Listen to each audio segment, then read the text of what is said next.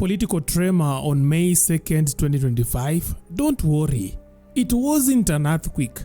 It was Fred Matiang'i finally stepping back into the Kenyan political colosseum.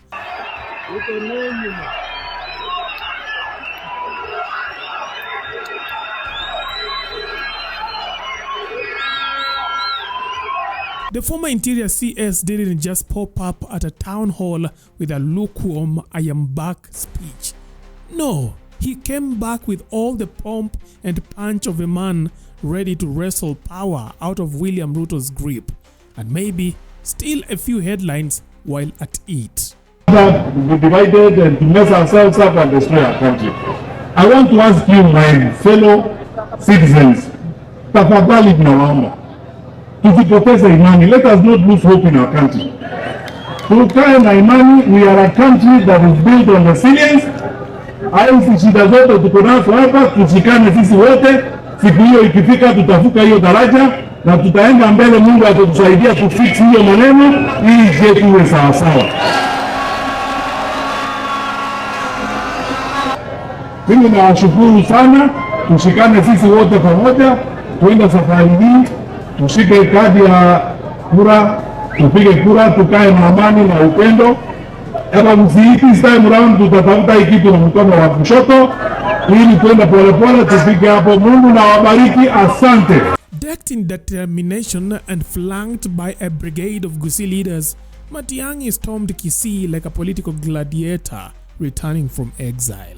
Now, crowds came in droves, cheers erupted, and at some point, someone probably shouted, "2027 is ours." In Kisii, that is. Order. Now, whether they meant his or the crowds, no one knows. But here's what's clear. President Ruto watched it all from the State House and smirked. Why? Because Matiang'i's grand comeback, intended to signal unity and strength, may have just achieved the opposite. But here, look at the bigger catch, as I was trying to explain you. These people that are voicing their running for the presidency, they have come from specific regions. Specific regions where another person who is strong has declared. You see, no sooner had Matiang'i finished his political victory lap around the county than the internet descended into tribal tough wars. Team Matiang'i went head-to-head with Team Maraga, turning social media into a Kisii family WhatsApp group gone rogue. Now, the bone of contention was who deserved the presidential mantle, the bulldozing former CS or the serene, scripture-quoting former Chief Justice David Maraga. You see, Matiang'i, ever the enforcer, is remembered for cracking down on corruption, bending bureaucrats into shape, and slamming the rule book down with unrelenting energy. Maraga, however, on the other side, was the cool jurist with a gavel in one hand and the constitution in the other. More about interpretation than enforcement. I think thunderstorm versus slow drizzle. Let's focus on Maraga. Yeah. Is he capable of even... Me, if I was to vote, I would vote Maraga. If there were Matiang'i and Maraga, I'll vote Maraga. Yeah, Maraga is more serious on articulating and also implementation of things than Matiang'i. Matiang'i is more of a politician. Maraga is more of an administrator. But while Matiang'i and Maraga fans threw digital stones at each other, Ruto's camp was busy taking notes, sipping tea maybe, and even sending thank you cards. Why? Because as political strategist, or rather prophet, Ndura Waringi warned long ago, the surest way to disarm an opponent is to divide his base before he even makes it to the battlefield. And that, dear Kenyans, is exactly what is playing out in Kisii. But here, look at the bigger catch, as I was trying to explain you. These people that are voicing their running for the presidency, they have come from specific regions. specific regions where another person who is strong has declared. JB Muturi will be declared as a presidential candidate. And to some extent in Kiambu, we will have someone who will rise up as a candidate. And to some extent, Muranga also have one, and the Embu also have one, and the Meru also have one.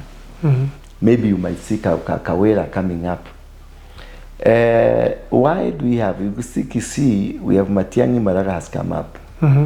It is a strategic move. You look at it, it's a pattern that is not in other parts. It's like a pattern that it is, could be the intelligence systems will come and advise you, you know you are very strong. You can become. You're very strong. Because what Moi did is what exactly Ruto is trying to do. Make sure they split any possible challenge, to split it into two. Anything that anybody who can come and rise, and they will sponsor you. They will send people around you with money to come and sponsor you and magnify you and become so strong. Now they know Kikuyu have one, Kisii they have 1 million vote. Maraga will take 500, Matiangi will take 500, and the Ruto will take 100 from there. Anasonga mbele. He does in Kikuyu the same, anasonga mbele. He does in other areas, Mombasa coast the same, he does, anasonga mbele. Whatever Ruto is doing is high notch, top notch politics. So eventually some of these presidential candidates would turn out to be projects. 90% of their projects. Including Ogio Mutata. Ogio Mutata is so rigid when it comes to law. You become a project without knowing. Aye. The government can make you a project. They have made me a project at one point without me knowing. When you were in Mungiki, what they did is that we got good friends who came to assist us. And these good friends was Jenga Karume, Geshoro, the Kenya Power guy, and the mighty men in the society came and embraced us. The late Gigi Karaoke, the late Kamodo, the late we were Remuru. The guy who was in Remuru was very vocal. These people became my friends. And they supported me and they told me, we have to fight this government. We have to bring it down. And you see, people who are telling you how to bring the government down, it's Sekina Kamodo. And I asked Kamodo one day, why do you want? I'm gonna Jua, you know what? We are this side, but our heart is there. We are taming this man for Kikuyus not to die. So you go there, have this money, go there, push kabisa, push kabisa. Kumbe, I am being made a project because now I see Kamodo fighting Moi, and now I believe Kamodo is the right person. By the time we came to realize, we were in Kabarak, we were dining with Moi, and then press was called, and that was the end of us. So as we move forward, Maraga, Ogio Mutata, Matiangi, most of them will be projects created. We have also Morara Kebaso. Yes, that's a project. Morara Kebaso. Yeah. Why do you say so? What happened when did he pay the taxes? I don't know. I don't know. You don't know. You go ask him whether he paid. Now that he's cool, he's relaxed, he has become a good presidential candidate. What happened with the taxes? He was to be taxed.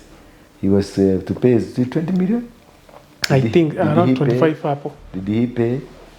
He said that he has always been tax compliant. Yeah. And he has never vetted any day. Where did the government find the figures from? And once they found the figures, what happened? Because they announced this was going to happen. Has he gone to court, or has he made some negotiations with the KRA? No, I don't mean that he has done anything wrong. I'm thinking loudly. Just think loudly. In this country, in Kenya, you just think loudly. So, according to your own perspective, if we would meet with all these presidential candidate hopeful, or rather the people who are vying for the presidency, what advice would you give them? One thing, the greatest advice I will advise them, the greatest enemy of this nation is Raila Amolo Odinga. He has hoodwinked everybody to just imagine that he's fighting for us, and he's not. Enemy number 2 will be Ruto. Enemy number 3 will be Uhuru Kenyatta. Enemy number 4 will be Moi family. This is the time to call for total overhaul of the entire system. Total overhaul. That we may go to the vote and bring brand new MCS, brand new MPs, brand new governors, and brand new senators and women reps, brand new people from unknown families, people that are so down. And then, because we have the power, we have it, remove these systems of the presidents, the Rutos, the Kibaki, the Uhurus, everything. We remove it completely. And then we create our own. Whether they are experienced or not experienced, we create their own. Would that even be possible? It is possible. It is possible. If with Kibaki we did it. Yote yawezekana bila Moi. And this is Raila came and they said Kibaki Tosha, and it was Kibaki Tosha. And to some extent, Kenya was liberated from economical challenges. Roads came up. It is a transition, and it's transitional. It's something that will grow. Once we started the revolution, look at this gentleman, Traore. What he's doing is transitioning. Yes, he might be not a good man. He might be even a puppet of somebody else or of some forces, but something is happening in his country. As for where we are right now, you want to say that the president can't do anything to change the nation? Yeah, for now, he can't. He can't even go far. He can't change anything. What if he's given a second term? Maybe he might find it in the Jupiter or Mars second term. Maybe he speaks to, is it Junita Williams, the lady who came from the Mars? Yeah, I think so. Yeah. Yeah, the guy and the lady that were gone to the Mars. Could be, if there is another country there, he might find it there. But for now, hata sioni tukifanya hiyo election. Sioni.